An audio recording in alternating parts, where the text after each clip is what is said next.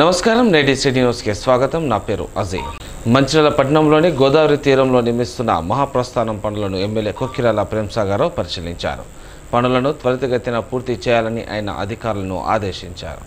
మంచిర్యాల జిల్లా కేంద్రంలోని గోదావరి నది తీరంలో నిర్మాణంలో ఉన్న మహాప్రస్థాన నిర్మాణ పనులను ఎమ్మెల్యే కొక్కిరాల ప్రేమ్సాగర్ పర్యవేక్షించి పరిశీలించారు. ఈ సందర్భంగా ఎమ్మెల్యే మాట్లాడుతూ అతి త్వరగా నిర్మాణ పనులను పూర్తి చేయాలని అధికారులకు పలు సూచనలు జారీ చేయడం జరిగిందని తెలిపారు. ఈ కార్యక్రమంలో సంబంధిత అధికారులతో పాటు కాంగ్రెస్ నాయకులు, కార్యకర్తలు ఉన్నారు. ప్రజలకు ఇబ్బంది కలిగించే అటవీ శాఖ ఆంక్షలను ఎత్తివేయాలని జన్నారం కాంగ్రెస్ నాయకులు డిమాండ్ చేశారు. ఈ విషయాన్ని ఖానాపూర్ ఎమ్మెల్యే వెడ్మ బొజ్జు పటేల్ ముఖ్యమంత్రి, అటవీ శాఖ మంత్రి దృష్టికి తీసుకువెళ్లారని వారు తెలిపారు.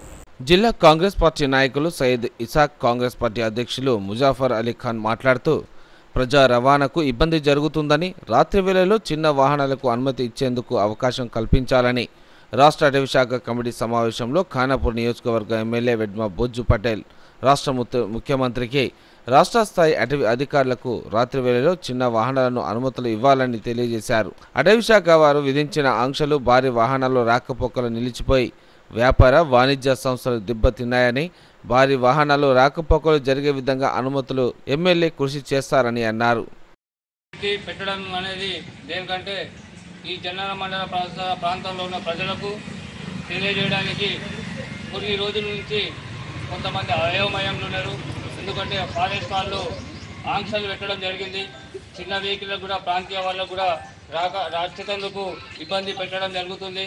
కానీ దాని మీదనే మన స్థానిక శాసనసభ్యులు వెడ్మ బొజ్జు గారు, అతడు ఎమ్మెల్యే కాకముందే, అతడు కాంగ్రెస్ పార్టీలో లేనప్పుడు, ఉద్యమ నాయకుడు ఉన్నప్పుడు, విద్యార్థి సంఘ నాయకుడు ఉన్నప్పుడే టైగర్ జోన్ మీద పోరాడడం జరిగింది. టైగర్ జోన్ మీద అయితే ఇక్కడ ప్రాంతానికి నష్టం జరుగుతుందని ఈరోజు శాసనసభ్యులు అయినారు. అదేవిధంగా ఏదైతే సీఎం అయితే కమిటీ ఉందో ఆ కమిటీలో సభ్యులు ఉండడం జరిగింది. మనకు అదృష్టంగా భావించవలసింది ఉంది. ఎందుకంటే ఈ మన ప్రాంతానికి చిన్న అయితే ఏ వెహికల్ వస్తున్నాయో ఆ వెహికల్లకు, చిన్న వెహికల్లకు ఎమ్మెల్యే గారి యొక్క ఆజ్ఞ మేరకు ఈ చిన్న వెహికల్లకు వదిలిపెట్టడం జరుగుతుంది. ఈ చిన్న వెహికలే కాదు, మన ప్రాంతం కొరకే కాదు, ఈ ప్రాంతం, ఈ రహదారి నుండి పోయే వాళ్ళు ఏ విలేజ్ అయినా, ఏ జిల్లా, ఆదిలాబాద్ పోయినా, నిర్మల్ పోయినా, ఎవరికి పోయినా కానీ అందరికీ వదిలిపెట్టాలనే దాని మీదనే ఎమ్మెల్యే గారి యొక్క ఆదేశం ఉంది. అదేవిధంగా భారీ వాహనాలకు కూడా, జన్నారం ప్రాంతానికి భారీ వాహనాలకు కూడా అనుమతి చూపించడం జరుగుతుంది. దీన్ని జన్నారం మండల ప్రజలు కానీ, ఈ ప్రాంత వాసులు కానీ గ్రహించవలసిందిగా కోరుతున్నాం.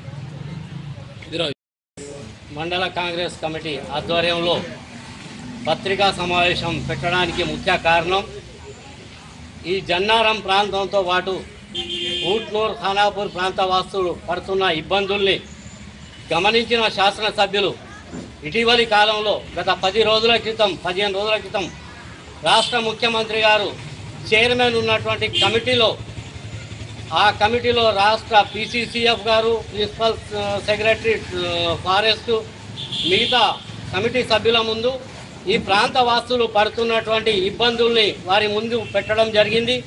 పెట్టిన తర్వాత రాష్ట్ర స్థాయి అటవీ శాఖ నుంచి మంచిర్యాల FDPT DFO గారికి పర్మిషన్ కోసం రాయడం జరిగింది. వీళ్ళు పెద్ద వాహనాలు ఇటువైపు వదలడానికి అవకాశం ఉంది, వదలడానికి మాకేం ఇబ్బంది లేదు అనే విషయాన్ని DFO FDPT గారు కూడా నివేదిక ఇటీవల సమర్పించడం జరిగింది.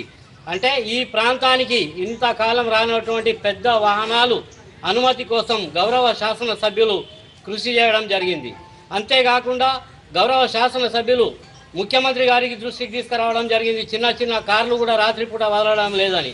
అయితే అటవీ శాఖ వారు లోకల్, నాన్ లోకల్ వాహనాల మీద మాట్లాడుతున్నప్పుడు శాసనసభ్యుల వారు ముఖ్యమంత్రి గారి దృష్టికి మళ్ళీ తీసుకెళ్లడం జరిగింది రెండవసారి. ఏమంటే ఈ ప్రాంతంలో ఉన్నటువంటి ప్రజలు, వాళ్ళకున్న బంధువులు ఎక్కడైనా దూర ప్రాంతాలకు ఉంటే లోకల్ అనే వరకు ఇబ్బంది అవుతుంది కాబట్టి అన్ని వాహనాలు, చిన్న వాహనాలు రాత్రిపూట 9 గంటల తర్వాత వదిలిపెట్టాలని ముఖ్యమంత్రి గారికి చెప్పడం జరిగింది. దాని మీద కూడా బహుశా 2 రోజుల తర్వాత మళ్ళీ గౌరవ శాసనసభ్యులు వెడ్మ బొజ్జు పటేల్ గారు ముఖ్యమంత్రిని కలిసి ఈ విషయంలో అనుమతి ఇప్పించడానికి సిద్ధంగా ఉన్నారు. ముఖ్యంగా ఈ ప్రాంత వాసులకు, వ్యాపారస్తులకు, ఇతరులకు పెద్ద వాహనాలు రాకపోవడం వల్ల చాలా ఇబ్బంది పడుతున్నటువంటి విషయాన్ని గ్రహించిన శాసనసభ్యులు PCCF గారికి వైల్డ్ లైఫ్ చీఫ్ గారికి వారి దృష్టికి తీసుకొచ్చి అనుమతి లభించే విధంగా కృషి చేయడం జరిగింది. బహుశా ఈ మధ్యలోనే ప్రభుత్వం అనుమతి ఇచ్చిన తర్వాత పెద్ద వాహనాలు కూడా ఈ ప్రాంతం నుండి నడుస్తాయనే విషయాన్ని మనందరం గ్రహించవలసిన అవసరం ఉందని, చిన్న వాహనాలను కూడా రాత్రిపూట వదిలే విధంగా గౌరవ శాసనసభ్యులు కృషి చేస్తున్నారు. అది ప్రాణహిత తుమిడిహెట్టి కుప్టి ప్రాజెక్టులను నిర్మించి ఉమ్మడి ఆదిలాబాద్ జిల్లాకు సాగునీరు అందించాలని వామపక్ష ప్రజా సంఘాల ఐక్య వేదిక నాయకులు డిమాండ్ చేశారు. ఆదివారం మంచిర్యాల పట్టణ మైనార్టీ ఫంక్షన్ హాల్లో వామపక్ష ప్రజా సంఘాల ఐక్య వేదిక ఏర్పాటు చేసిన సమావేశంలో నాయకులు మాట్లాడారు. గోదావరి నదిపై శ్రీరామ్ సాగర్, ఎల్లంపల్లి కాళేశ్వరం ప్రాజెక్టు నిర్మించినప్పటికీ ఉమ్మడి ఆదిలాబాద్ జిల్లాకు చుక్క సాగునీరు అందలేదని, ప్రతి సంవత్సరం ఈ 3 ప్రాజెక్టుల వలన ముంపునకు గురి అవుతున్న ఉమ్మడి ఆదిలాబాద్ ప్రాంతాలు వ్యవసాయానికి నీటిని ఉపయోగించుకోలేకపోతున్నాయని వారు తెలిపారు. ఈ ప్రాజెక్టుల వల్ల ఉమ్మడి ఆదిలాబాద్కు నీట మునగడం తప్ప ఒరిగింది ఏమీ లేదని, ఉమ్మడి ఆదిలాబాద్ జిల్లా న్యాయం జరగాలంటే ప్రాణహిత వద్ద తుమిడిహెట్టి ప్రాజెక్టు, అలాగే కడెం ప్రాజెక్టుకు జంట జలాశయంగా కృపటి వద్ద మరో ప్రాజెక్టును నిర్మించి సాగునీరు అందించేలా చర్యలు తీసుకోవాలని ప్రభుత్వాన్ని డిమాండ్ చేశారు. ఈ కార్యక్రమంలో ఐక్యవేదిక సంఘాలైన CPIM, CPI-ML new democracy, Telangana Jalasadhana సమితి, తెలంగాణ జన సమితి, Telugu Desam, CPI-ML new democracy, Chandranna, Telangana Bachao, Telangana ప్రజా front, IRPC, CPI-ML, red star తదితరులు పాల్గొన్నారు. సంగమం ఆదిలాబాద్ జిల్లా కానీ నీటి వాటా అనేటువంటి తక్కువ ఉంది. గత 75 సంవత్సరాల కాలంలో అత్యంత వెనుకబడ్డ జిల్లాగా ఉంది. నీటి వనరులు ఉన్నా కూడా, శ్రీరామ్ సాగర్ వచ్చినా కూడా నీటి వాటా లేదు, ఎల్లంపల్లిలో నీటి వాటా లేదు సరిగ్గా. అదేవిధంగా తుమ్మిడిహెట్టి దగ్గర ప్రాణహిత మీద ప్రాజెక్టు కడతాం అనేది కట్టకపోవడం వల్ల, కాళేశ్వరం దగ్గర కట్టడం వల్ల అది కూడా ఇతర జిల్లాలో పోయింది తప్ప ఉమ్మడి ఆదిలాబాద్ జిల్లాకి ఎక్కడ కూడా నీటిలో వాటా లేకుండా పోయింది.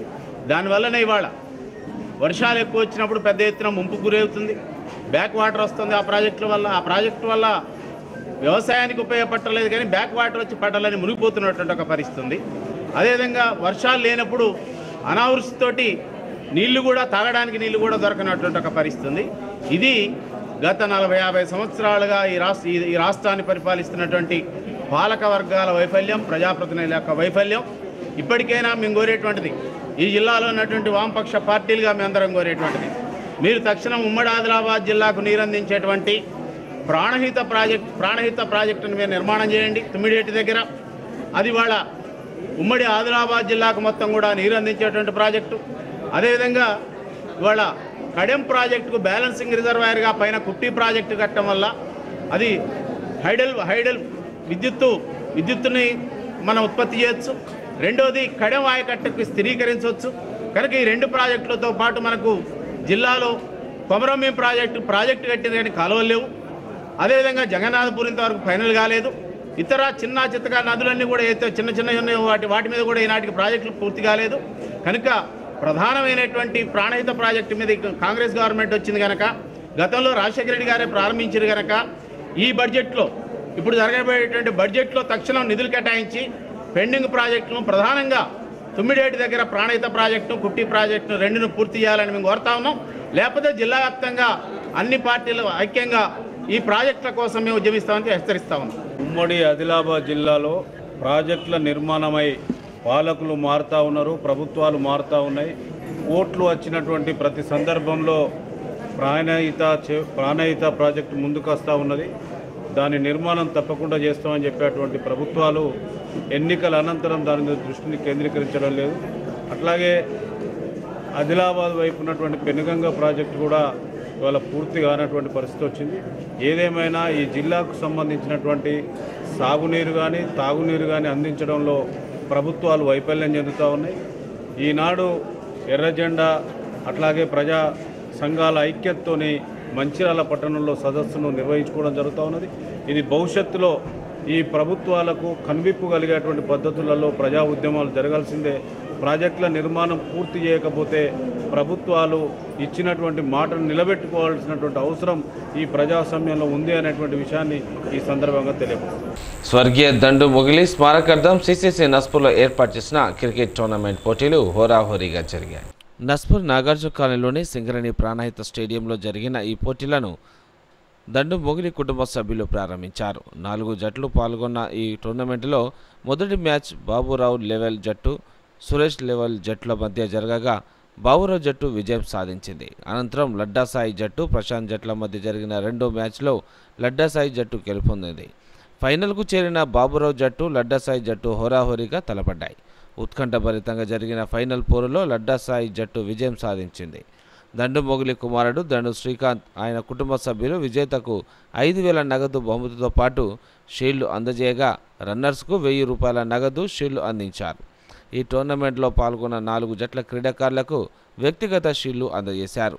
ఈ సందర్భంగా దండు మొగిలి కుటుంబ సభ్యులు మాట్లాడుతూ ఈ టోర్నమెంట్లో విజయవంతంగా నిర్వహించడానికి కృషి చేసిన వారందరికీ వారు కృతజ్ఞతలు తెలిపారు. ప్రతి సంవత్సరం క్రికెట్ టోర్నమెంట్ పోటీలను ఏర్పాటు చేస్తామని తెలిపారు. ఈ కార్యక్రమంలో 4 జట్ల క్రీడాకారులు, ప్రేక్షకులు పెద్ద సంఖ్యలో పాల్గొన్నారు.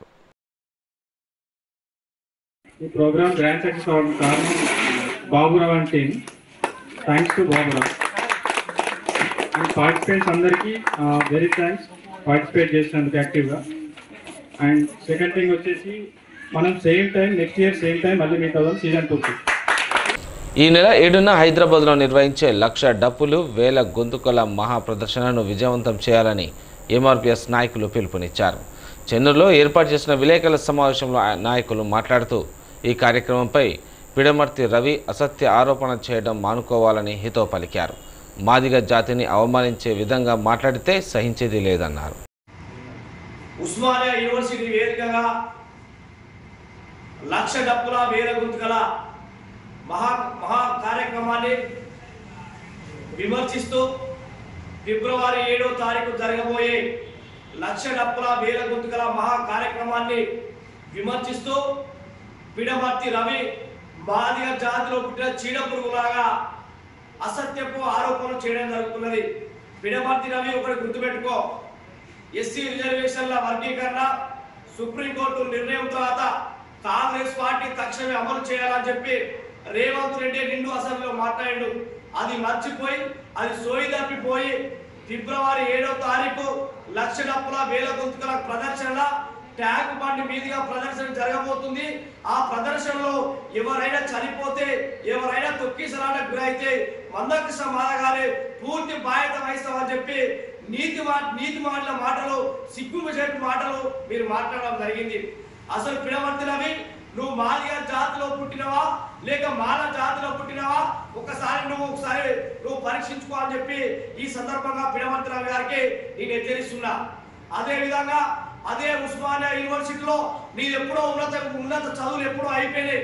మరి అదే యూనివర్సిటీ వేదికగా నీవు 1,00,000 డప్పులు 1000 గొంతుకల కార్యక్రమాన్ని నువ్వు విమర్శిస్తూ మాట్లాడుతున్నావు. అసలు నీ బతికేందో, నీ వ్యవహారం ఏందో ఒకసారి తేల్చుకొని గుండెల మీద చేసుకొని, అసలు నువ్వు కాంగ్రెస్ పార్టీలో ఉన్నావా, నువ్వు టీఆర్ఎస్ పార్టీలో ఉన్నావా, నువ్వు మాదిగ జాతిలో ఉన్నావా ఒకసారి నువ్వు గుర్తెరగాలే. క్యాతన్పల్లి మున్సిపాలిటీ పరిధిలోని గద్దరాగిడిలో శ్రీ దుర్గా టౌన్షిప్ నామకరణంలో కాలనీ పేరును ప్రకటించారు. ఇక్కడ పెద్ద సంఖ్యలో ఇండ్ల నిర్మాణం జరుగుతుండటంతో పేరు లేకపోవడంతో ఇబ్బందులు తలెత్తడంతో కాలనీవాసులు దుర్గా టౌన్షిప్గా నామకరణం చేసినట్లు కాలనీవాసులు తెలిపారు. క్యాతన్పల్లి మున్సిపాలిటీ గదరాగడి రిసోర్స్ స్కూల్ సమీపంలో శ్రీ దుర్గా టౌన్షిప్ పేరుతో నూతన కాలనీని ఆ కాలనీ వాసులు ఆదివారం ప్రారంభించారు. ఈ సందర్భంగా మాజీ కౌన్సిలర్ పోలం సత్యం, కాలనీవాసి అందుగుల శ్రీనివాస్ మాట్లాడుతూ గత కొంతకాలంగా ఈ ప్రాంతంలో ఇండ్లు నిర్మించుకొని సరైన పేరుతో అడ్రస్ లేక ఇబ్బందులు పడుతున్న నేపథ్యంలో కాలనీకి చెందిన వెంగళదాస్ చంద్రశేఖర్ తన తల్లిదండ్రుల జ్ఞాపకార్థం కాలనీ కమాన్కు 35,000 రూపాయలు డొనేషన్ ఇచ్చారని తెలిపారు. అలాగే ఈ ప్రాంతంలో జరగబోయే అభివృద్ధిపై అందరూ ఐక్యంగా ఉండి కావలసిన అభివృద్ధి చేసుకునే బాధ్యత గుర్తు చేశారు. ఈ ఆదరాభిమానాలు ఇలాగే కొనసాగాలని చెప్పేసి కోరుకుంటూ ఈ కమాన్కు ఎవరైతే దాత మరి చంద్రశేఖర్ అన్న ఉన్నారో దాదాపు 35,000 రూపాయలు ఖర్చు పెట్టి మరి వారు చేసిన వాళ్ళకు కూడా కాలనీ తరఫున మరి నా తరఫున కూడా అందరి తరఫున మరి ధన్యవాదాలు తెలుపుకుంటూ మరి మీరు ఆహ్వానించి మరి నాతోటి ఈ ప్రారంభం చేయించడం కూడా నాకు చాలా సంతోషంగా ఉన్నది. ఎవరైతే ఈ కాలనీ వాసులు ఉన్నారో వాళ్ళందరికీ కూడా నేను రుణపడి ఉంటానని చెప్పేసి మరొకసారి మున్సిపల్ ఆఫీస్ నుంచి నిధులు వచ్చినా రాకుండా నా ప్రాంతంలో అభివృద్ధి చేయాలని చెప్పేసి ముందుగా రోడ్లు మాత్రం డ్రైనేజీలు రోడ్లు మాత్రం కావాలని చెప్పేసి ఆయన ముందుకొచ్చి చేసినందుకు ఈ వాడ సభ్యులందరూ ఆయనకు రుణపడి ఉంటారు. అదేవిధంగా రాబోయే రోజులలో కూడా ఈ ప్రాంతాన్ని ఇంకా అభివృద్ధి చేసే విధంగా ఈ కమిటీ సభ్యులందరూ తోడ్పడాలని చెప్పేసి మనం చేసుకుంటూ ఈ అవకాశం ఇచ్చినందుకు ధన్యవాదాలు. చెన్నూరు నియోజకవర్గంలోని కోడపల్లి మండలం రాంపూర్ గ్రామంలో విషాదం చోటు చేసుకుంది. గడ్డి మందు తాగి మాదాసు పవన్ కళ్యాణ్ అనే యువకుడు ఆత్మహత్య చేసుకున్నాడు. పోలీసులు ఘటనా స్థలానికి చేరుకుని ఆత్మహత్యకు గల కారణాలు తెలుసుకొని పోస్టుమార్టం నిమిత్తం మృతదేహాన్ని చెన్నూరు ప్రభుత్వ ఆసుపత్రికి తరలించారు. ఈ మేరకు పోలీసులు కేసు నమోదు చేసుకుని దర్యాప్తు చేస్తున్నారు.